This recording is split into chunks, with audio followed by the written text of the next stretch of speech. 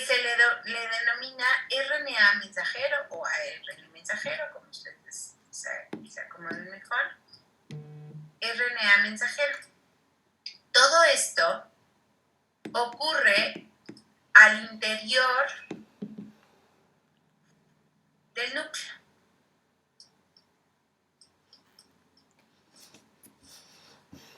¿De acuerdo? Y ya vimos que este RNA mensajero necesita procesarse para que pueda salir del núcleo y cuando salga no sea degradado por exonucleasas, ¿no? Que son las que degradan en los extremos, o por endonucleasas, que son las que degradan en el interior y que lo puedan desbaratar completamente. Entonces, ya que está procesado y que la célula lo va a distinguir como material genético propio, no como, acuérdense que la célula, todo el mecanismo de defensa de la célula está muy pendiente de los RNA porque los virus atacan a través de RNA, atacan inyectando RNA a la célula para que ese RNA sea transcrito y pueda infectar todo lo demás, ¿de acuerdo? Entonces, la célula está preparada para atacar el RNA, para que no ataque nuestro propio RNA, necesita señales, ¿de acuerdo? Necesita pues la poliadenina, necesita el CAP y bueno, desde luego pues para que el mensaje sea claro hay que quitarle todos los intrones, ¿de acuerdo? Entonces ya este RNA sale del núcleo y justo cuando va saliendo ya el RNA maduro, empieza el proceso de la traducción. Entonces, ahora sí vamos a conocer cuál es el mensaje real que estaba contenido y estaba encriptado desde acá, ¿no? Y entonces vamos a empezar la traducción. La traducción es un proceso en el que se pasa de un lenguaje de nucleótidos que está contenido aquí a un lenguaje de aminoácidos, de tal manera que el mensaje lleva codificado un lenguaje de un péptido, ¿de acuerdo? O de una proteína. Entonces, por eso es que esta unidad le llamamos de los genes a las proteínas. Y vamos viendo paso a paso cómo llegamos a partir de un gen a que la célula empiece a producir una proteína, ¿de acuerdo? Entonces, este es el proceso que vamos a ver hoy, el proceso de la traducción. Este proceso es un mecanismo en el que participan dos tipos de RNA. Participan el RNA de transferencia y el RNA ribosómico. Y la clase pasada les explicaba que el RNA ribosómico y de transferencia es muy diferente del RNA mensajero, ya que estas tienen cierta autonomía y participan o más bien tienen una función propia. Ellas pueden realizar una función, no como el RNA mensajero que solo lleva la información y ya, ¿de acuerdo? Es como el libro, es el RNA mensajero, pero nosotros lo podemos leer y lo podemos entender y lo podemos traducir o lo podemos comprender, etc. Entonces tenemos una función propia. Entonces, cuando el RNA mensajero sale, es luego interceptado por unas moléculas que se conocen como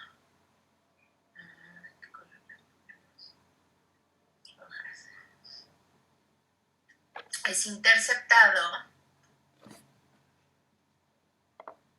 por una subunidad pequeña, el ribosoma, ¿de acuerdo?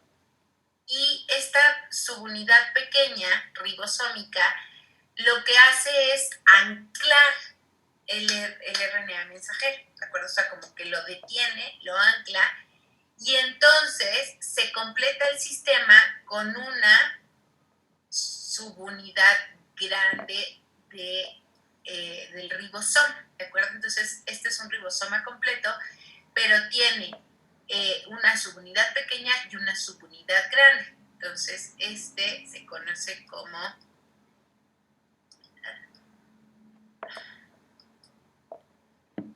rRNA, o sea, RNA ribosómico, con su subunidad pequeña y su subunidad grande. Un gen, chicos, siempre inicia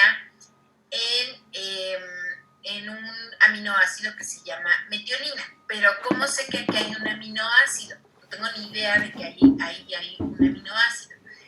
Entonces, por ahí les dejé investigar acerca del código genético. ¿Se acuerdan? ¿Qué investigaron acerca del código genético? ¿Quién me quiere empezar a platicar acerca del código genético? ¿Quién dice yo?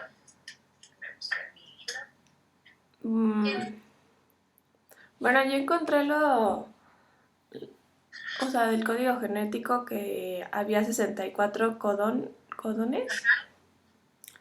Y bueno, que esos codones se pueden como dividir en no polares, polares, aromáticos y con carga negativa y positiva. Y bueno, pero no lo los del... codones, o sea, más bien codifica para 60 y tantos codones y los codones codifican para 20 aminoácidos. Los aminoácidos son los que pueden tener esa clasificación, polares, no polares, aromáticos, con carga negativa, con carga positiva, etcétera, etcétera, ¿de acuerdo? Pero son los aminoácidos, no los codones. ¿Quién más, chicos?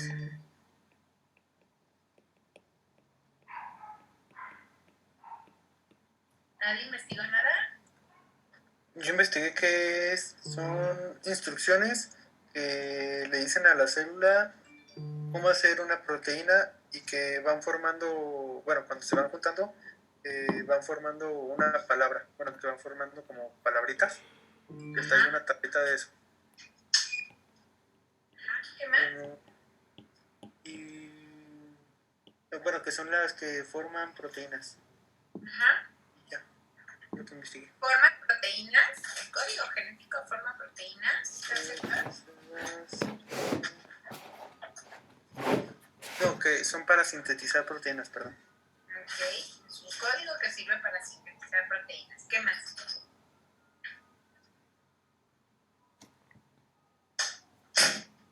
¿Qué más, chicos? ¿Nadie más investigó?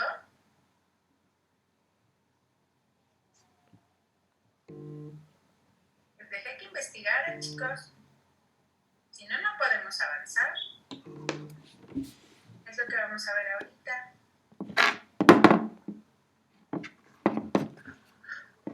Yo encontré la tabla de aminoácidos, pero la verdad no le pude entender como que muy bien. O sea, como leerla, por así decirlo. No, porque había que investigarle qué es y para qué sirve, cómo se utiliza, porque sí es una tabla que trae un montón de letras, pero si no sabemos qué es el código genético, pues no podemos entenderlo. O sea, sí es un código que ayuda a sintetizar proteínas, ya lo dijo su compañero, pero ¿cómo es que se llegó a ese A mí no me quedó claro. Yo investigué eso. A mí no me quedó muy claro por qué se decidió que se dividía en tripletes. Porque, bueno, estaba leyendo y decía que primero se había considerado que de 2 en 2 en lugar de 3. O sea, pero que daba como menos, o sea, te quedarían como menos combinaciones. O sea, no quedarían los 64 codones. Porque no daba el número total de aminoácidos que tenemos, ¿no? En realidad existen 20 aminoácidos y si lo hacían más pequeño no alcanzaba, o sea, no era lógico porque no daba un número concreto para poder sintetizar todos los aminoácidos. También, ¿Quién más? bueno, también... Ahorita lo vamos a explicar. ¿Quién más, chicos? ¿Nadie más? ¿Leyó nada? Yo encontré también la tabla del código, bueno, de los tripletes, donde medio explica, pero se me dificulta entenderle. pero bueno, ahorita le vamos a explicar cómo funciona. Lo que quiero es, o sea, que sí investigaron qué era el código genético, ¿no? O sea, cómo ocupar la tabla, ahorita lo vamos a ver, pero lo que quería es que investigaran cómo es que funciona el código genético. Ahí va, chicos, les voy a hacer una lectura de comprensión, a ver si comprenden. Dice: una vez que los biólogos entendieron la naturaleza básica del flujo de la información de la célula, es decir, que pasa de DNA a RNA y luego a una proteína, ese es el flujo de la información. El siguiente reto era entender la conexión final entre el DNA y las proteínas, que es justo lo que estamos viendo ahorita. Exactamente cómo codifica la secuencia de bases de una hebra de RNA mensajero a la secuencia de aminoácidos de una proteína. Si pudieran responder esta pregunta, los biólogos habrían descifrado básicamente pues lo que es el código genético. Las reglas que especifican la relación entre DNA, RNA y aminoácidos o un polipéptido. Investigadores de todo el mundo aceptaron el reto. Y entonces, ¿cuántas letras tiene una palabra del código genético?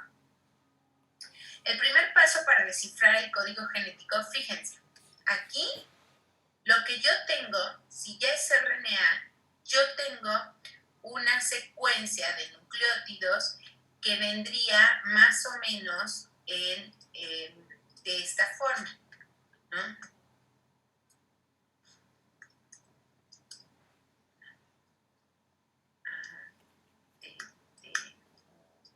No hay U. Digo, no hay T. ¿Por qué no hay T, chicos? Bueno, la timina. SRN. Vas a decir. SRN. Porque es RNA, ¿de acuerdo? Y el RNA no hay timina, en lugar de timina hay uracilo. Entonces sería AU.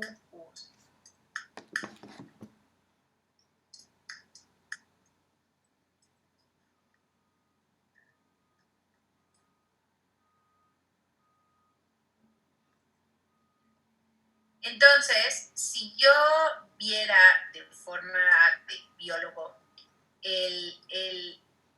esta hebrita de aquí arriba, viene en este lenguaje, ¿de acuerdo? En un lenguaje de nucleótidos de nucleótidos de RNA, ¿de acuerdo? Entonces, este es el lenguaje en el que viene. Entonces, el primer paso para descifrar el código genético era determinar cuántas bases componen una palabra. Es decir, estas son las bases. ¿Cuántas bases de estas me componen una palabra? Acuérdense que lo que estamos haciendo es una traducción, ¿sí? Entonces, les decía, imagínense que este es un jeroglífico y ya lo pasó el RNA mensajero pues a un lenguaje más común, a lo mejor chino, pero nosotros no entendemos el chino. Entonces ahora vamos a tratar de traducir ese chino, pero pues tenemos que entender cómo se compone el lenguaje de los chinos, ¿de acuerdo? O sea, no nada más pues como dice A, su A es lo mismo que mi A, pues no, o sea, necesito entender cómo funciona el lenguaje de los chinos para lograr traducirlo. Entonces, por eso habla de que estas bases forman palabras, obviamente palabras celulares, ¿no? Por así decirlo. Entonces, en una secuencia de RNA mensajero, ¿cuántas letras tienen el mensaje que especifica qué aminoácido se va a poner ahí? Basándose en una lógica simple, George Gamow propuso que cada palabra del código contiene 3 bases. Su razonamiento partía de la observación de que existen 20 aminoácidos usados habitualmente en las células y la hipótesis de que cada aminoácido debe estar especificado por una secuencia concreta de RNA mensajero. Como solo hay 4 bases distintas, o sea, adenina, uracilo, guanina y citosina, como solo hay 4 bases distintas, un código de una base solo podría especificar 4 aminoácidos. Es decir, si adenina fuera un aminoácido y uracilo otro, y guanina otro, y citosina otro, pues solo codificarían para 4 aminoácidos, ¿de acuerdo? Solamente, pero son 20 aminoácidos. Entonces, ellos les decía, debe de haber una especie de combinaciones para que codifiquen para los demás aminoácidos. Del mismo modo, un código de 2 bases podría representar únicamente 4 por 4, ¿sí? ¿Entienden? O sea, si yo solo utilizara a lo mejor AU es un aminoácido, AC es un aminoácido, AG es un aminoácido y AA es un aminoácido. Entonces ahí tengo 4. Y luego igual con todos, ¿no? Entonces sería 4 por 4, solo codificaría para 16 aminoácidos. Entonces, un código de 3 bases podría especificar que sería 4 por 4 por 4, es decir, 64 aminoácidos diferentes. Como resultado, un código de 3 bases proporcionaría mensajes más que suficientes para codificar los 20 aminoácidos. Pero esa combinación se pasa, son 64, o sea, 4 por 4 por 4. Lo que se refiere a esto es que ellos decían, no puede representarse una sola letra, es decir, adenina que fuera igual a algún aminoácido 1, y luego uracilo igual a otro aminoácido, y luego citosina igual a otro aminoácido, y luego guanina igual a otro aminoácido, porque solo representarían 4 aminoácidos.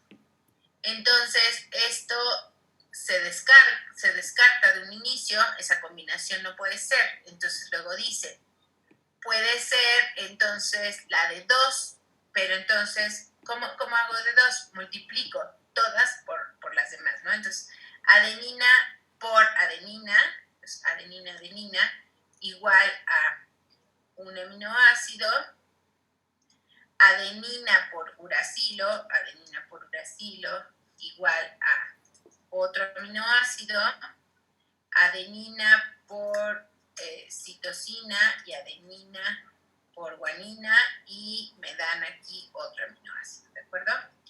Pero si hago lo mismo con las demás, ahí solo multipliqué adenina por todas, la otra multiplicación sería uracilo por adenina, y luego uracilo por uracilo, y así sucesivamente. Lo que quiero es que entiendan el concepto. Luego uracilo por citosina, y luego uracilo por guanina. Y la siguiente combinación, esto me daría aminoácido 5, aminoácido 6, aminoácido 7, aminoácido 8, ¿de acuerdo? Y luego la otra combinación, citosina por adenina, citosina por uracilo, citosina por citosina y citosina por guanina, y ahí me da otra combinación, así hasta formar 16. Pero son 20 aminoácidos, entonces tampoco lo completaba. La otra combinación, entonces, que se propone es que se hace por 3, es decir, multiplico adenina, o sea, pongo adenina por adenina por adenina, y luego adenina por uracilo por adenina, y luego adenina por citosina por adenina, y luego adenina por guanina por adenina. Y luego adenina por uracilo por uracilo, adenina por citosina por uracilo, adenina por guanina por uracilo, y así sucesivamente, y me da entonces lo que corresponde a 3 combinaciones, ¿no? Adenina, adenina, adenina, adenina, uracilo, adenina, adenina, uracilo, citosina, adenina, uracilo, guanina. Y luego les decía por adenina, uracilo, adenina, adenina, uracilo, citosina, adenina, uracilo, aquí adenina, uracilo, adenina, uracilo, citosina, adenina, uracilo, guanina. Y luego acá sería adenina, citosina, adenina, citosina, uracilo, adenina, citosina, adenina, citosina, guanacilo. Y luego aquí, adenina, guanina, adenina, guanina, uracilo, adenina, guanina, citosina y adenina, guanina. ¿De acuerdo? Esto por cada letra. Luego seguiría uracilo, adenina, uracilo, adenina, uracilo, guanina, uracilo, así sucesivamente. Entonces, ese tipo de combinación, esta es la primera propuesta, en donde solo salían 4 aminoácidos. Esta es la segunda propuesta, donde salían 16. Y esta es la tercera propuesta, donde salen 64 combinaciones distintas. Pero lo mismo, son 64 combinaciones distintas, pero solo tenemos 20 aminoácidos. Entonces, tampoco suena lógico, ¿no? Bueno, ahí va. Entonces, un código de 3 bases podría especificar 4 por 4 por 4 igual a 64 aminoácidos diferentes. Como resultado, un código de 3 bases proporcionaría mensajes más que suficientes para codificar los 20 aminoácidos. Este código de 3 bases se llama código del triplete. Estos sencillos cálculos resaltan un punto importante. La hipótesis de Gamow predecía que el código genético es redundante, es decir, se repite, ¿no? Porque pues si son 20 aminoácidos y tenemos 64 combinaciones, es redundante.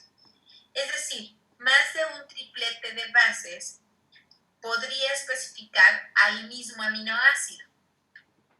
La idea era que distintas secuencias del RNA mensajero, por ejemplo, AAA y AAG, podrían codificar para el mismo aminoácido, ¿de acuerdo? El grupo de 3 bases especifica un aminoácido determinado, y a esto que puse aquí se le llama codón, a un triplete, es decir, de aquí a aquí, de aquí a aquí, modificarlo.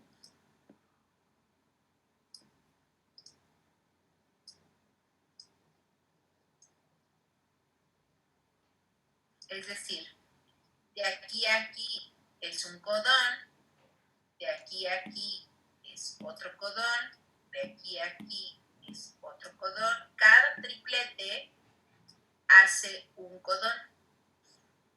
¿De acuerdo, chicos? Este es otro codón, este es otro codón. Por ejemplo, aquí me faltaría una más, ¿no? Para completar el triplete. Y cada codón codifica para un aminoácido. ¿Sí? ¿Todos hasta ahí me siguen? ¿O más o menos? Sí, maestra. Ok. Bueno, según la hipótesis del código de triplete, muchos de los 64 codones posibles especifican al mismo aminoácido. Entonces, los estudios de Francis y Crick confirmaron que los codones, en efecto, tienen 3 bases. Sus experimentos utilizaron sustancias químicas que provocaban ocasionalmente la emisión o la eliminación de una base. O sea, no nada más es de que, pues, yo propongo que no puede ser de uno porque pues no alcanza, no pueden ser de 2 porque tampoco alcanza, son 16. Yo propongo que es de 3 porque son 64 y sí, a lo mejor es redundante y unos códigos, unos codones pueden codificar para el mismo aminoácido. Pues sí, pero no se trata de decirlo, no nada más se trata de dejarlo en una hipótesis, se trata de comprobarlo. Entonces, se acepta la propuesta, pero ahora hay que comprobarla.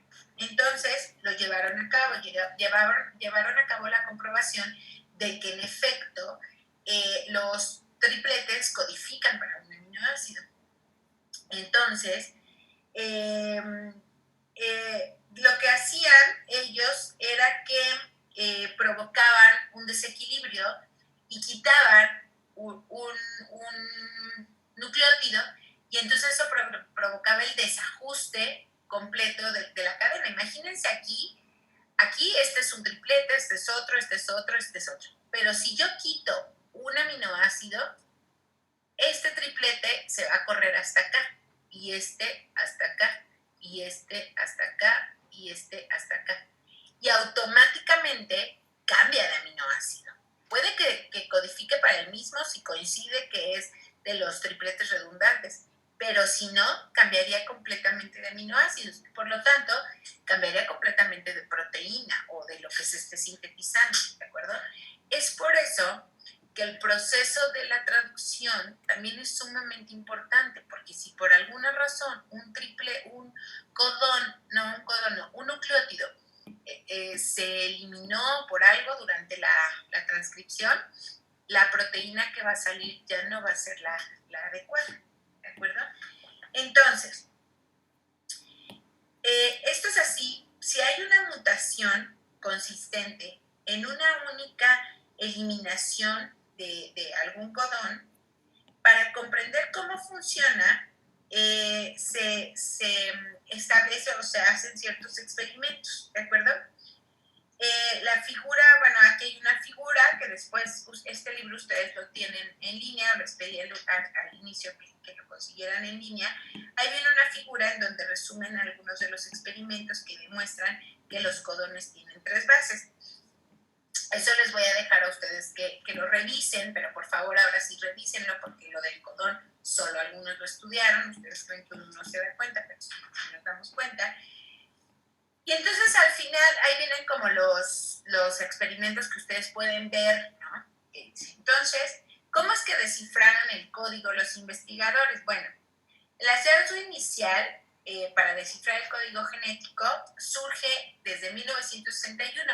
Si ustedes se dan cuenta, esto no es muy viejo, ¿no? Se conoce el código genético hace 80 años, ni siquiera es tanto tiempo, ¿no? En realidad, lo del DNA y toda esta parte de cómo se sintetizan las proteínas y demás, no, es algo relativamente reciente, ¿de acuerdo?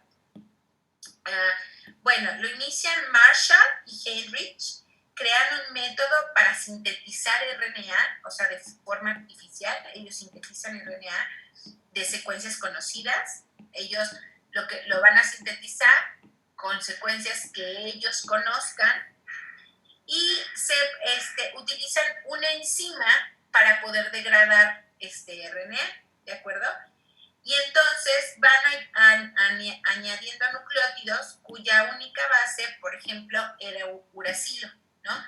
Van poniendo puro uracilo, puro uracilo, puro uracilo, puro uracilo en su RNA, y lo que consiguen es crear un polímero muy largo de ribonucleótidos que dice puro uracilo, y lo que hacen es que analizan la cadena de aminoácidos resultante de eso.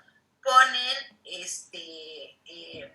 a la RNA de transferencia y demás, y ven qué tipo de aminoácido surge de eso, y resulta que de esa forma van obteniendo los aminoácidos que se van produciendo, ¿de acuerdo?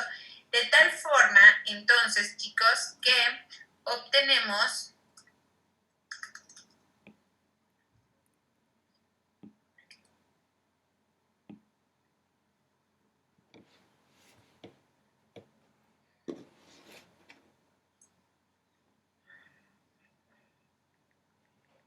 se va a acabar nuestra primera sesión. Bueno.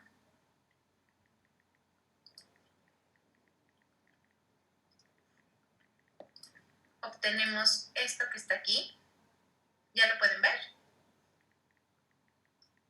De tal manera, les decía, por ejemplo, ellos al inicio hacen una cadena muy larga donde viene puros y se dan cuenta que codifica para fenilalanina. Esta PHE significa fenilalanina. Y luego van cambiando las bases, ¿no? En lugar de pura U, pues meten por ahí una C, ¿no? Que es una citosina, y entonces se dan cuenta que también codifica para fenilalanina. Pero ya cuando meten a una adenina, se dan cuenta, una adenina y una guanina, se dan cuenta que ya codifica para algo distinto, que es la leucina. Y así sucesivamente, chicos, todo el código genético lo tuvieron que verificar que realmente codificara para este tipo de aminoácidos o que se obtuviera este tipo de aminoácidos, ¿de acuerdo? Les voy a dar ahorita, lo que cierro la sesión, 20 minutitos, porque lo que quiero es que se aprendan el nombre de los aminoácidos. Ojo, chicos, el nombre, son 20 aminoácidos. Ni siquiera les voy a pedir que se aprendan las estructuras que deberían, ¿de acuerdo? Deberían de aprendérselas. Pero como ustedes son de la nueva generación y ya van a llevar bioquímica, seguramente en bioquímica lo van a ver un poco más a profundidad. Lo que sí es que lo que necesito que más o menos empiecen a repasar es que hay 20 aminoácidos y los 20 aminoácidos se abrevian de forma distinta. Quiero que se aprendan las abreviaturas, es decir, VAL corresponde a valina, LEU corresponde a leucina, THR corresponde a treonina, y es diferente de TIR, que corresponde para tirosina, ¿dónde están aquí? Para tirosina. O, por ejemplo, luego se confunde ASP, que es ácido aspartico, con El de ASN, asparagina, con ASN, que es asparagina, entonces luego lo confunden. Entonces les voy a dar ahorita un break, vayan a tomar agua, vayan y regresan.